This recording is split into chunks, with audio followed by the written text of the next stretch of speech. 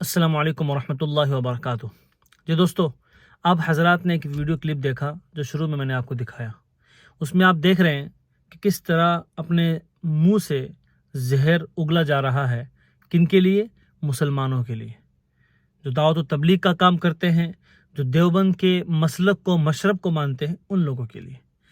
اور مجھے بھی کئی پرسنل میسیجز بھی آئے کہ مفتی صاحب آپ مسلمان ہو کر ربیع الاول پر جلوس نہیں نکالتے، نبی پاک صلی اللہ علیہ وسلم کا برتھ ڈے نہیں بناتے، کیا آپ مسلمان نہیں ہیں؟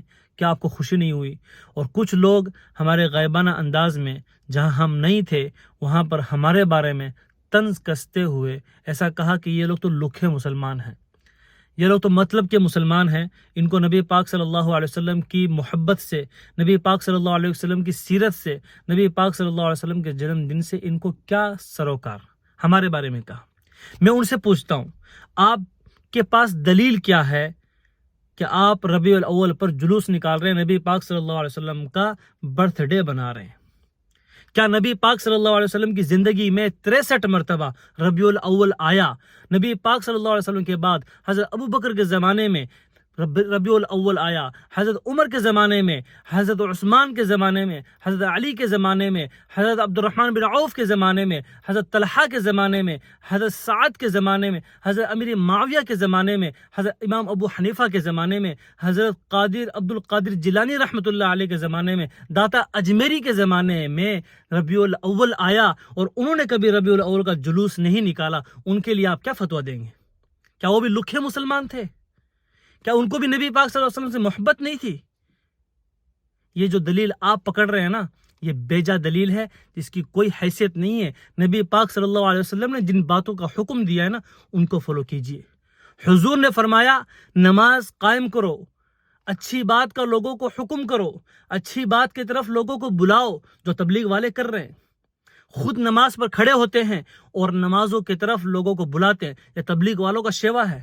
یہ تبلیغ والے ہمیشہ اپنا کام کرتے ہیں، اور آپ لوگ صرف ایک دن سال کے اندر نبی پاک صلی اللہ علیہ وسلم کے لیے جلوس نکال کر پکے سچے مسلمان ہو جاتے ہیں۔ اور بہت سے لوگ ایسے ہیں جو پوری سال مسجد کے اندر پہلی صف کے اندر فجر کی نماز کو پڑھتے ہیں، وہ مسلمان نہیں ہیں آپ کے نظروں میں؟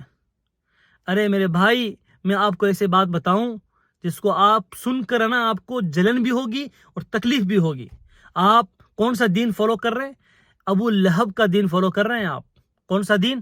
ابو لہب کا دین۔ ابو لہب کون تھا؟ تاریخ کی کتابیں دیکھیے، کھنگالیے، سیرت کی کتابوں کو پڑھیے۔ ابو لہب نبی پاک صلی اللہ علیہ وسلم کا چچا تھا اور نبی پاک صلی اللہ علیہ وسلم کا سب سے پہلا دشمن تھا۔ جب حضور نے نبوت کا اعلان کیا تو سب سے پہلے مخالفت کرنے والا کون تھا؟ ابو لہب تھا، سگا چچا تھا۔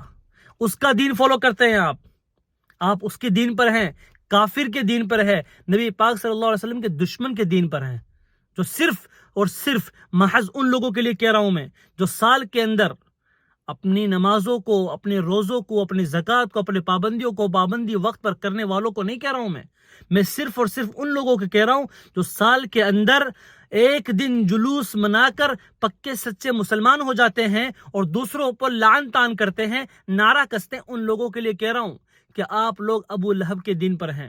ابو لہب جب نبی پاک صلی اللہ علیہ وسلم پیدا ہوئے، دنیا میں تشریف لائے، اس دن ابو سفیان نے کیا کیا؟ ابو سفیان نے خوشی منائی، مٹھائیاں بانٹی، دعوتیں کی۔ کیوں؟ بھتیجا پیدا ہوا ہے۔ اور جب وہی بھتیجا نبوت کا اعلان کرتا ہے تو دین کو ٹھکرانے والا، اسی دین کو ٹھکرانے والا، اسی کی نبوت کو ٹھکرانے والا سب سے پہلا وہی چچا تھا۔ آپ لوگ بھی ایسا ہی کر رہے ہیں کہ صرف جنم دن بناتے ہیں اور پورے دین کو نبی پاک صلی اللہ علیہ وسلم کے احادیث کا پورا ذخیرہ ایک طرف پڑا ہے، اس سے آپ کو کوئی مطلب نہیں ہے، اس سے آپ کو کوئی سروکار نہیں ہے۔ وہ تو حضور کی باتیں ہیں، وہ تو کرنے والے کریں گے، آپ تو صرف سال کے اندر نبی پاک صلی اللہ علیہ وسلم کی آمد پر خوشی منائیں گے۔ یہ ابو لہب کا دین ہے۔ تبلیغ والے ابو لہب کے دین پر نہیں ہیں، دیوبند والے ابو لہب کے دین پر نہیں ہیں، وہ ابو بکر صدیق کے دین پر ہے، وہ علی کے دین پر ہیں، وہ عمر کے دین پر ہے، وہ عثمان کے دین پر ہیں، کہ جنہوں نے حضور کی ایک ایک سنت کو اپنی زندگیوں میں اتارا ہے، ایک ایک سنتوں کو تلاش کر کر اپنی زندگی کا آئیڈیل بنایا ہے۔ کیسا انداز ہے آپ لوگوں کا؟ ایک مسلمان ایک دوسرے مسلمانوں کے لیے ایسا کرتا ہے؟ کیا صرف یہی دیکھنا باقی رہ گیا تھا؟ صرف اسی کی ضرورت باقی رہ گئی تھی کہ آپ نبی پاک صلی اللہ علیہ وسلم کے نام پر ہجوم کر رہے ہیں، نبی پاک صلی اللہ علیہ وسلم کی محبت کے نام پر آپ جلوس نکال رہے ہیں، میٹنگیں نکال رہے ہیں، قافلے نکال رہے ہیں، اور اس میں اپنے دوسرے مسلمان بھائیوں پر ہی تانا کس رہے ہیں، ان کو برا بھلا کہہ رہے ہیں؟ کس دین کو فالو کر رہے ہیں آپ اپنے آپ کا خود جائزہ لیجئے۔ جنہوں نے ہمارے بارے میں اور جنہوں نے ہمیں میسج کر کے ہمارے غائبانہ ہمارے انداز میں ہمارے احباب کو کہا، ان لوگوں کو میں مخاطب ہو کر کہہ رہا ہوں، آپ اپنا جائزہ لیجئے، کس دین کو فالو کر رہے ہیں آپ؟ ابو لہب کے دین کو فالو کر رہے ہیں، جو اسلام کا سب سے پہلا دشمن تھا، جس نے نبی پاک صلی اللہ علیہ وسلم کی آمد کی خوشی تو منائی، لیکن نبی پاک صلی اللہ علیہ وسلم جس دین کو لے کر آئے اس دین کی طرف کبھی سر اٹھا کر نہیں دیکھا، سب سے پہلے پتھر مارا اسی نے۔ غور کیجئے ذرا، اور دلیل مجھے نکال کر دیجئے آپ ہی لوگ کہ 12 ربیع الاول کو نبی پاک صلی اللہ علیہ وسلم کا برتھ ڈے بنایا جائے۔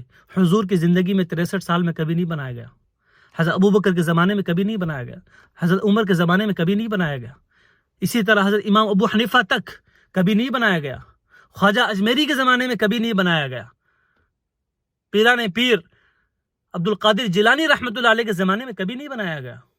یہ کہاں سے آ گیا اچانک؟ اور اچانک آ گیا اور اسی کو آپ پوری دین کی بنیاد سمجھ رہے ہیں؟ جو بنا رہا ہے وہ دیندار ہے اور جو نہیں بناتا وہ مسلمان نہیں ہے۔ کائے کا دین؟ کون سی دین کو فالو کر رہے ہیں آپ؟